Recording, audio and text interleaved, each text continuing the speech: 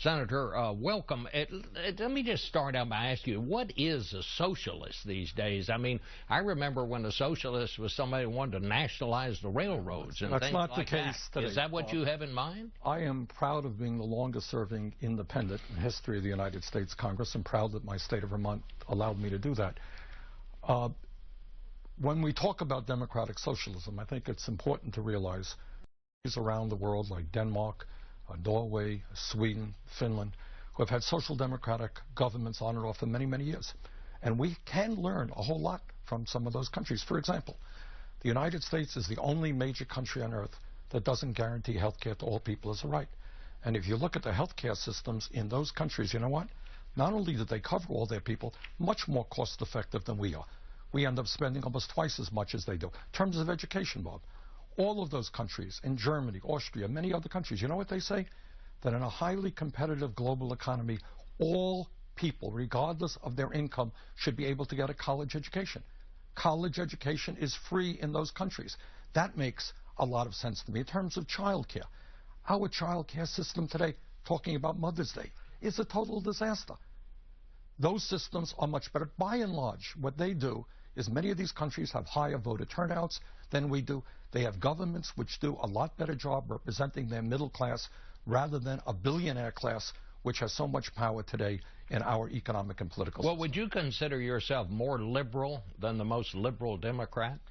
I think it's fair to say that I am perhaps the most progressive member of the United States Senate. And by the way, though, Bob, I have made a decision to run within the Democratic primary process, and I will abide by all of the regulations that come down in each of the states. I've made that decision. That's what we're going to do. So in states where you have to be a Democrat to run in the I'm primary, going to run.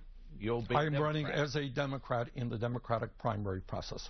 Let me just ask you right now, do you really think you could beat Hillary Clinton? And if so, how and where is she vulnerable? Okay, great question. The answer is yes. And the answer is because there is, in my view, massive dissatisfaction in this country today with corporate establishment and the greed of corporate America, unequal distribution of wealth and income, which currently exists. Bob, when you have 99% of all new income generated today going to the top 1%, when you have the top 1/10 of 1% owning almost as much income as the bottom 90%, people working longer hours for low wages, and all of the money is going to the people on top, you know what? People don't think that's a good idea. In terms of the politics of America, as a result of this disastrous Citizens United Supreme Court decision, clearly the billionaires, Koch brothers and others, are owning the political process. They will determine who the candidates are. And let me say this thing. If elected president, I will have a litmus test in terms of my nominee to be a Supreme Court justice. And that nominee will say that we are going to overturn this disastrous Supreme Court decision on Citizens United, because that decision is undermining American democracy. I do not believe that billionaires should be able to buy politicians. Hillary Clinton says she is going to have a super PAC, says she has to do it. She doesn't like it, but she has to do it to compete. What about that? I understand where she's coming from. I will not have a super PAC. Look, we announced a week and a half ago, Bob, and since that time, we have had 200,000 people go to BernieSanders.com to sign up for the campaign. We've had close to 90,000 contributions. Do you know what the average contribution was? It's about $43. 43 bucks for middle-class working families. So I don't think we're going to outspend Hillary Clinton or Jeb Bush or anybody else.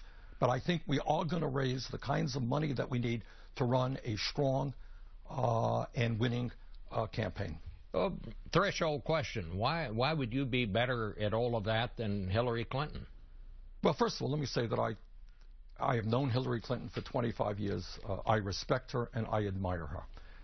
At a very strange moment in American history, and that is the problems facing us in terms of income and wealth inequality, and the fact that real unemployment is 11%, youth unemployment 17%, in terms of the fact that climate change is threatening the very foundations of our planet, that we need strong and bold leadership. I would ask people to take a look at the role that I've been playing for the last 25 years, standing up for working families. And I have had a record which is taking on the billionaire class, taking on Wall Street, taking on the private insurance companies and the drug companies. But why, or the question was, why are you better at it? What's wrong with Hillary Clinton? Where is she vulnerable? Well, I'll give you an example. Right now, as you know, Congress is in the midst of a debate on the Trans-Pacific Partnership. I am strongly opposed to that trade agreement because I think it follows in the footsteps of other disastrous trade agreements which have cost us millions of jobs. In terms of foreign policy, Hillary Clinton voted for the war in Iraq. I voted, not only did I vote against it, I helped lead the effort against what I knew would be a disaster. In terms of climate change, I have helped lead the effort against the Keystone Pipeline. I'm not quite sure that Hillary Clinton has come out with a position on that. So those are just some of the areas where we differ.